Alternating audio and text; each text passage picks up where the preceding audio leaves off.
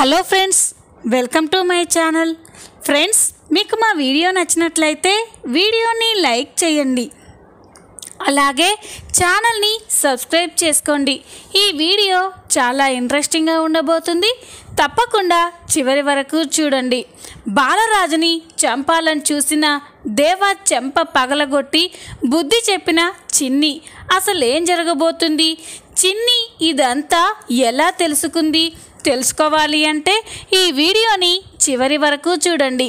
ఇక వీడియోలోకి వెళ్ళినట్లయితే చిన్ని బాలరాజు కావేరికి మళ్ళీ పెళ్లి చేయాలి అని అనుకుంటుంది. దానికి కావేరి ఒప్పుకోకపోయినా కూడా చిన్ని కావేరి కాళ్ళపై పడి బ్రతిమలాడుతుంది. దాంతో కావేరి బాలరాజుతో మళ్ళీ పెళ్లి చేసుకోవడానికి ఒప్పుకుంటుంది. దాంతో అందరూ కూడా చాలా సంతోషపడుతూ ఉంటారు. ఇక బాలరాజు కావేరి పెళ్లి చేసుకునే గుడికే మహి దేవ ఇద్దరూ కూడా ఆ గుడికి వస్తారు. ఇక మహి చిన్ని కోసమే దేవుణ్ణి మొక్కుకోవడం కోసం గుడికి వస్తాడు. దేవ గుడికి రాగానే అప్పుడే దేవాకి తన మనుషుల ద్వారా ఇన్ఫర్మేషన్ తెలుస్తుంది. బాలరాజు కావేరి ఇదే గుళ్ళో పెళ్లి చేసుకుంటున్నారు అని దేవాకి తెలిసిపోతుంది. అది తెలుసుకొని ఒక్కసారిగా షాక్ అయిపోయి కోపంతో రగిలిపోతూ ఉంటాడు. ఏంటి, ఆ బాలరాజు కావేరి మళ్ళీ పెళ్లి చేసుకుంటున్నారా అని అనుకుంటూ ఉంటాడు. ఇక మహి దేవుడికి దర్శనం చేసుకున్న తర్వాత మహిని తన వదినతో పాటే ఇంటికి పంపించేస్తాడు దేవ. ఇక అదే గుళ్ళో ఉండి చాటుగా బాలరాజు కావేరీలు నిజంగానే పెళ్లి చేసుకుంటున్నారా అని చూస్తూ ఉంటాడు. ఇక పంతులు గారు మండపంలో పెళ్లికి కావలసిన అన్ని ఏర్పాట్లు చేస్తూ ఉంటే దేవాకి డౌట్ క్లియర్ అయిపోతుంది. పంతులు గారు పెళ్లికి అన్ని ఏర్పాట్లు చేస్తున్నట్టుంది, అంటే ఇక్కడే కావేరి బాలరాజులు పెళ్లి చేసుకుంటున్నారు, లేదు అలా జరగడానికి వీల్లేదు అని దేవా అనుకుంటూ ఉంటాడు. ఇక వెంటనే తన మనుషులకి ఫోన్ చేస్తాడు. ఇక ఫోన్లో రేయ్, వెంటనే మన మనుషులను తీసుకొని మన ఊరు చివర ఉన్న శివాలయం గుడికి రండి అని చెప్పగానే ఎందుకన్నా అని అంటాడు. అప్పుడు దేవా, అదంతా ఇక్కడికి వచ్చిన తర్వాత చెప్తాను, ముందు చెప్పింది చేయండి, మన మనుషులందరినీ ఇక్కడికి తీసుకురా అని చెప్పగానే అతను కూడా సరే అన్నా అని ఫోన్ కట్ చేస్తాడు. ఇక దేవా అయితే చూస్తూ ఉండగానే బాలరాజు కావేరి ఇద్దరు పెళ్లి కూతురు పెళ్లి కొడుకుల్లా ముస్తాబయ్యి పెళ్లి పీటల దగ్గరికి వస్తూ ఉంటారు. వాళ్ళిద్దరినీ అలా చూసి దేవా అయితే తట్టుకోలేక కోపంతో రగిలిపోతూ ఉంటాడు. కావేరి, నువ్వు మళ్ళీ ఆ బాలరాజు గారిని పెళ్లి చేసుకుంటున్నావా? నిన్ను నా సొంతం చేసుకోవాలని ఎన్నో ప్రయత్నాలు చేశాను, కానీ నువ్వు మాత్రం నా వలలో చిక్కకుండా అలాగే తిరుగుతున్నావు. ఆ బాలరాజు గారు నాకు నమ్మిన బంటుగా ఉంటూ నీకోసం నన్నే ఎదిరించాడు. మీ ఇద్దరు అలా సంతోషంగా ఉంటే నేను చూసి ఎలా ఊరుకోగలను? నీకోసం నా భార్యను కూడా వద్దనుకొని దాన్ని చంపేశాను, అలాంటిది నిన్ను ఎలా ప్రశాంతంగా ఉండనిస్తాననుకున్నావు? మిమ్మల్ని విడదీస్తాను అని దేవా అనుకుంటూ ఉంటాడు. ఇక బాలరాజు కావేరీలు పెళ్లి చేసుకోవడం చూసి చిన్ని అందరూ కూడా సంతోషపడిపోతూ ఉంటారు. కాసేపటి తర్వాత దేవ మనుషులు ఆయుధాలతో గుళ్ళోకి వస్తారు.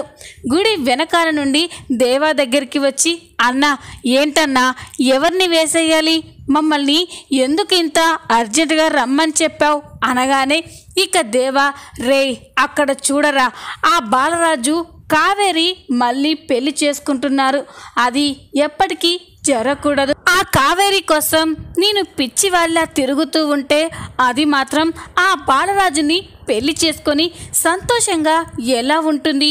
ఇన్ని రోజులు ఆ కావేరికి ఆ సత్యం బాబు తోడుగా ఉండేవాడు. వాణ్ణి పైకి పంపించేశాం, వాడు వెళ్ళిపోయాడు అనుకుంటే మళ్ళీ ఈ బాలరాజు ఆ కావేరికి తోడుగా ఉన్నాడు. ఇప్పుడు వీణ్ణి కూడా చంపేశాము అంటే కావేరి ఒంటరిదవుతుంది. అప్పుడు అది చచ్చినట్టు నా కాళ్ళ దగ్గరికే వస్తుంది. అందుకే ఎట్టి పరిస్థితుల్లో మిస్ అవ్వకుండా ఆ బాలరాజు గారిని చంపేయాలి. కావేరికి మాత్రం ఏం జరగకూడదు అని దేవా చెప్పగానే ఆ రౌడీలు కూడా సరే అన్నా అని అక్కడి నుంచి వెళ్ళిపోయి చాటుగా చూస్తూ బాలరాజుని చంపడం కోసం సరైన సమయం కోసం ఎదురు చూస్తూ ఉంటారు. ఇక కావేరి బాలరాజులు పెళ్లి పీటల మీద కూర్చొని పంతులు గారు మంత్రాలు చదువుతూ ఉంటే ఇద్దరు ఒకరినొకరు చూసి సిగ్గుపడిపోతూ ఉంటారు. అది చూసి చిన్ని అయితే చాలా సంతోషపడుతుంది. ఈ రోజుతో మా అమ్మ కష్టాలన్నీ తీరిపోతాయి. ఇక మా అమ్మని ఎవ్వరూ కూడా నీ భర్త ఎక్కడా, నీ మెడలో తాళి ఎక్కడా అని ఎవ్వరూ అడగరు అని చిన్ని అనుకుంటూ ఉంటుంది. బాలరాజు సరిగ్గా కావేరి మెడలో తాళి కట్టే సమయానికే దేవ మనుషులు బాలరాజుపై అటాక్ చేయడానికి వస్తారు. అది చూసిన కావేరి బాలరాజు తప్పుకో అనగానే బాలరాజు వెంటనే తేరుకొని ఆ రౌడీలతో ఫైట్ చేస్తూ ఉంటాడు. బాలరాజు ఒక పక్క రౌడీలతో ఫైట్ చేస్తూ ఉంటే మరొక పక్క లాయర్ కూడా రౌడీలని చితకొడుతూ ఉంటారు. ఇక ఇదంతా చూసి కావేరి చిన్ని అయితే ఒక్కసారిగా షాక్ అయిపోయి చూస్తూ ఉంటారు. బాలరాజు ఆ రౌడీలతో పోరాడుతూ ఫైట్ చేస్తూ ఉంటారు. అప్పుడే ఒక రౌడీ బాలరాజు మీద ఉన్న కోపంతో కావేరి చిన్నిని అడ్డు పెట్టుకొని బాలరాజుని చంపేయాలి అనుకొని వాళ్ళ దగ్గరికి వెళ్తూ ఉంటాడు. అప్పుడే బాలరాజు వాడికి అడ్డుగా వచ్చి వాడిని చంపేస్తూ ఉంటాడు. ఇదంతా చూస్తున్న కావేరి చిన్ని అయితే చాలా ఎమోషనల్ అయిపోతూ ఉంటారు. బాలరాజు తన కోసం ప్రాణాలని కూడా అడ్డం పెడుతున్నాడు అని కావేరికి అర్థమైపోతుంది. బాలరాజు అక్కడ రౌడీలని చితక్కొడుతూ ఉంటే దేవ మాత్రం చూసి కోపంతో రగిలిపోతూ ఉంటాడు. ఈ వెధవల్ని నమ్ముకొని ఏం లాభం లేదు. ఆ బాలరాజుని చంపడానికి నేను వెళ్ళినా బాగుండేది. నేను వెళ్తే నా మీద అందరికీ అనుమానం వస్తుంది. ఆ సత్యం బాబుని చంపింది నేనే అని కూడా తెలుస్తుంది. అలా జరగకూడదు అంటే ఇప్పుడు నేను ఇక్కడి నుంచి వెళ్ళిపోవాలి. ఇక్కడ నన్ను చూశారు అంటే చాలా ప్రమాదం అని దేవా అక్కడి నుంచి వెళ్ళిపోతాడు. ఇక బాలరాజు ఆ రౌడీలతో ఫైట్ చేయడంతో రౌడీలు కూడా బాలరాజుకి భయపడి అక్కడి నుంచి పారిపోతారు. రౌడీలు పారిపోగానే ఇక బాలరాజుకైతే బాగా గాయాలయ్యి రక్తాలు వస్తూ ఉంటాయి. అప్పుడే చిన్ని నాన్నకి దెబ్బలు బాగా తగిలాయమ్మా, వెంటనే హాస్పిటల్కి తీసుకెళ్దాం అని అంటుంది. అప్పుడు కావేరి లేదు చిన్ని, ఇప్పుడు మీ నాన్న నా మెడలో తాళి కట్టాలి అని అనగానే అందరూ కూడా ఒక్కసారిగా షాక్ అయిపోతారు. ఇక బాలరాజు కావేరి వైపు చూస్తూ ఉంటే బాలరాజు నువ్విప్పుడే ఈ క్షణమే నన్ను పెళ్లి చేసుకో అని చెప్పగానే బాలరాజు చాలా సంతోషపడుతూ ఉంటాడు. పంతులు గారు మంత్రాలు చదువుతూ ఉంటే గాయాలతోనే బాలరాజు కావేరి మెడలో తాళి కడతాడు. అది చూసి కావేరి చిన్ని అయితే చాలా సంతోషంతో పొంగిపోతూ ఉంటారు.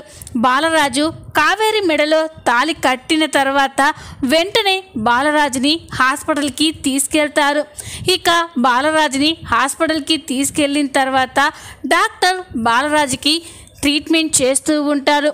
మరో పక్క కావేరి చిన్ని అయితే చాలా టెన్షన్ పడుతూ ఉంటారు. అప్పుడే కావేరి దగ్గరికి చిన్ని వచ్చి అమ్మ ఎవరమ్మా, ఎవరు నాన్నకి అంతలా శత్రువులు ఉన్నారు, నాన్నని చంపాలని ఎందుకు చూశారు అని అడుగుతుంది. అప్పుడు కావేరి చిన్నితో అసలు విషయం చెప్పలేక, అదేనమ్మా మీ నాన్న గతంలో రౌడీజం చేసేవాడు కదా, అప్పటి శత్రువులే ఇప్పుడు మీ నాన్న మీద అటాక్ చేసి ఉంటారు అని అంటూ ఉంటుంది. ఇక బాలరాజుకి ఏ ప్రమాదం లేదని తెలుసుకున్న తర్వాత కావేరి బాలరాజు దగ్గరికి వెళ్ళి బాలరాజు చెయ్యి పట్టుకొని ప్రేమగా చూస్తూ ఉంటుంది. అప్పుడే బాలరాజుకి స్పృహ వస్తుంది. కావేరి ఏడుస్తూ ఉండడం చూసి, కావేరి ఏంటి కావేరి ఇది, ఇప్పుడు నాకు ఏమీ కాలేదు కదా, ఎందుకు అలా బాధపడుతున్నావు అని అంటాడు. అప్పుడు కావేరి, లేదు బాలరాజు, నువ్వు నన్ను క్షమించు అని అంటుంది. అది విని బాలరాజు, ఏంటి కావేరి, నిన్ను నేను క్షమించడం ఏంటి అని అంటే, అవును బాలరాజు, నువ్వు మారిపోయావని, నా కోసం చిన్ని కోసం ఏమైనా చేస్తావని నువ్వు ఎన్నోసార్లు చెప్పావు. కానీ నీ మాటలు నేను నమ్మకుండా నిన్ను ఎంతగానో అవమానించాను. కానీ ఈరోజు నాకు అర్థమైంది బాలరాజు, నువ్వు చిన్ని కోసం, నా కోసం నువ్వు నీ ప్రాణాలని కూడా అడ్డు పెడతావని నాకిప్పుడు కాస్త ధైర్యంగా ఉంది. నేను నా కూతురు ఎక్కడున్నా కూడా క్షేమంగా ఉంటామని అని చెప్పగానే ఇక బాలరాజు, కావేరి ఇప్పుడు నా జీవిత లక్ష్యం ఒకే ఒక్కటి, నిన్ను చిన్నిని క్షేమంగా చూసుకోవడం. ఎవరైనా మీ దాకా రావాలి అంటే అది నన్ను దాటుకునే, నా కంఠంలో ప్రాణం ఉండగా నీకు కానీ మన కూతురు చిన్నికి కానీ ఏ ప్రమాదం జరగకుండా నేను చూసుకుంటాను అని అంటూ ఉంటే కావేరి చాలా ఎమోషనల్ అయిపోతూ ఉంటుంది. అప్పుడే చిన్ని కూడా అక్కడికి వచ్చి చాటుగా ఉండి వాళ్ళ మాటలు వింటూ ఉంటుంది.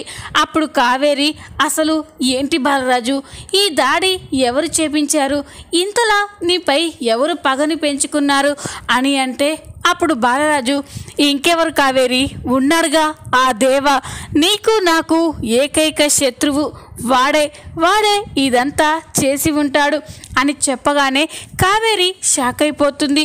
ఏంటి బాలరాజు, ఆ దేవా చేసి ఉంటాడా అని అంటే, అవును కావేరి, ఇప్పుడు మనం ఇంకా జాగ్రత్తగా ఉండాలి, చిన్ని విషయంలో ఇంకా కేరింగ్గా ఉండాలి. వాడు నిన్ను నన్ను ఎదుర్కోలేక చిన్ని పైనే తన రౌడీజం చూపించాలని చూస్తాడు అని అంటే కావేరి కూడా, అవును బాలరాజు, నాకు అదే భయంగా ఉంది. ఇన్ని రోజులు చిన్నియే మన కన్న కూతురు అని ఆ దేవాకి తెలీదు, కానీ ఇప్పుడు తెలిసింది. చిన్ని ఆ దేవా కొడుకు మహితో ఫ్రెండ్లీగా ఉంటుంది, అప్పుడప్పుడు వాళ్ళ ఇంటికి కూడా వెళ్తుంది. ఇప్పుడు కూడా అలా వెళ్తే దేవా చిన్నిని ఏం చేస్తాడో అని భయంగా ఉంది అని కావేరి అంటూ ఉంటే ఇదంతా కూడా చిన్ని వింటూ ఉంటుంది. చిన్ని ఒక్కసారిగా షాక్ అయిపోతుంది. అంటే మా నాన్నని అమ్మని కష్టపెడుతుంది మహి వాళ్ళ నాన్న అన్నమాట అని కోపంతో రగిలిపోతూ ఉంటుంది. ఇక కావేరి బాలరాజు చిన్నిని జాగ్రత్తగా చూసుకోవాలి అని మాట్లాడుకుంటూ ఉంటారు. తన తల్లిని తండ్రిని అంతలా కష్టపెడుతున్న ఆ దేవా మీద కోపంతో చిన్ని అయితే దేవాతో తేల్చుకోవడం కోసం నేరుగా దేవా ఇంటికే వెళ్తుంది. ఇక ఆ ఇంట్లోకి వెళ్ళి హాల్లో నిలబడి, దేవా ఎక్కడున్నావు, బయటికి రా అని గట్టిగా అరుస్తూ ఉంటుంది. చిన్న పిలుపు విని ఇక దేవా అయితే ఒక్కసారిగా షాక్ అయిపోయి పరిగెత్తుకుంటూ కిందికి వస్తాడు. దేవా కిందికి వచ్చేసరికి అక్కడ చిన్ని ఉంటుంది. చిన్నిని చూసి దేవా ఒక్కసారిగా షాక్ అయిపోతాడు. ఇదేంటి, ఈ చిన్ని ఆ బాలరాజు కావేరిలా కూతురు కదా, ఇది ఇక్కడికి వచ్చి నన్ను పేరు పెట్టి పిలుస్తుంది ఏంటి అని అనుకుంటూ ఇక చిన్ని దగ్గరికి వెళ్ళి, ఏంటి చిన్ని, ఏం కావాలి అని అంటే అప్పుడు చిన్ని, మీరే కావాలి, చెప్పండి, ఎందుకు మా అమ్మ నాన్నల మీద ఇంతలా పగ పెంచుకొని వాళ్ళని చంపాలని చూస్తున్నారు అని చెప్పగానే దేవా ఒక్కసారిగా షాక్ అయిపోతుంది. ఇదేంటి, ఈ చిన్నికి అన్ని విషయాలు ఎలా తెలిసిపోయాయి, ఆ కావేరి కానీ బాలరాజు కానీ చెప్పే అవకాశం లేదు కదా, మరి ఎలా తెలుసుకుంది అని అనుకుంటూ ఉంటాడు. ఇక చిన్ని, చూడండి, మా బ్రతుకులేవో మేం బ్రతుకుతున్నాం, మా నాన్నకి మీకు ఇంతకుముందు గొడవలుండొచ్చు, కానీ ఇప్పుడు మా నాన్న పూర్తిగా రౌడీజాన్ని వదిలేసి మంచిగా మారాడు. మేమంతా కలిసి సంతోషంగా ఉంటున్నాం. మా సంతోషాన్ని చెడగొట్టకండి అని చెప్పగానే ఇక దేవా, ఏంటి మీ అమ్మ నాన్నలు రాయబారానికి నిన్ను పంపించారా? నేను మీ అమ్మని నాన్నని ఎప్పటికీ వదిలిపెట్టను. వాళ్ళ వల్లే నా జీవితం ఇలా అయిపోయింది అని చెప్పి దేవా అంటూ ఉంటే చిన్నికి చాలా కోపం వస్తుంది. ఇక వెంటనే చూడండి, ఇంకోసారి మా అమ్మ జోలికి కానీ మా నాన్న జోలికి కానీ వస్తే వాళ్ళు ఊరుకున్నా నేను ఊరుకోను అని గట్టిగా వార్నింగ్ ఇస్తుంది. చిన్ని అలా మాట్లాడడం చూసి దేవా అయితే ఒక్కసారిగా షాక్ అయిపోతుంది. ఇదేంటి, ఇది చూస్తే వేలడంత లేదు, కానీ వాళ్ళ నాన్న పౌరుషం వాళ్ళ అమ్మ పొగరు రెండూ కూడా దీనికి బాగానే వచ్చాయి అని చెప్పి దేవా షాక్ అయిపోయి చూస్తూ ఉంటాడు. ఇక ఈ విధంగా బాలరాజు కావేరులని ఇబ్బంది పెట్టాలని చూసిన దేవాకి చిన్ని షాక్ ఇవ్వబోతుంది.